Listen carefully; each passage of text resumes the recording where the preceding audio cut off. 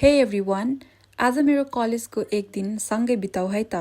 बिहान उठेर फ्रेस भएर कलेजको लागि रेडी हुन थाले। निस्किनु अघि पेटभरि खाना खाए अनि घरबाट कलेजको लागि निस्किए। यो हो आजको बाटोको अवस्था। जस्तो बाटो भए पनि कलेज त पुग्नै पर्यो।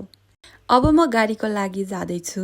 गाडीको वेट गर्दैछु। स्टुडेन्ट लाइफको डेली स्ट्रगल नै यही होला। फाइनली गाडी आयो र म चढिहालेँ। यो चाहिँ मेरो कलेज जाने बाटो।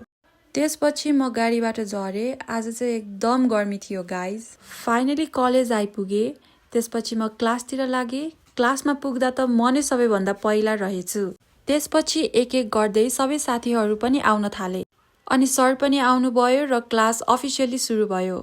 पढ्दा पढ्दै 12:50 मा ब्रेक भयो। ब्रेक हुने बित्तिकै हामी सबै खाजा खान गयौँ। साथीहरूसँग बसेर खाजा खाने मोमेन्ट नै कलेज लाइफको बेस्ट पार्ट हो जस्तो लाग्छ। ब्रेक पछि हामी फेरि कलेजतिर फर्कियौँ। त्यसपछि प्र्याक्टिकलको लागि ल्याब गयौँ।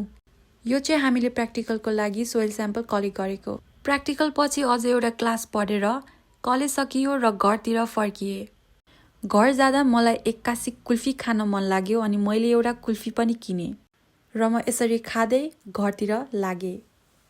फाइनली म चाहिँ घर पुगेँ।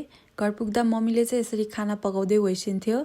फ्रेस भएपछि मैले म्याङ्गो खाएँ र केही बेर पछि बेलुकाको खाना खाने बेला पनि भयो र मैले बेलुकाको खाना खाएँ र यसो अलिकति वक गर्नको लागि चाहिँ म बाहिर निस्केको थिएँ।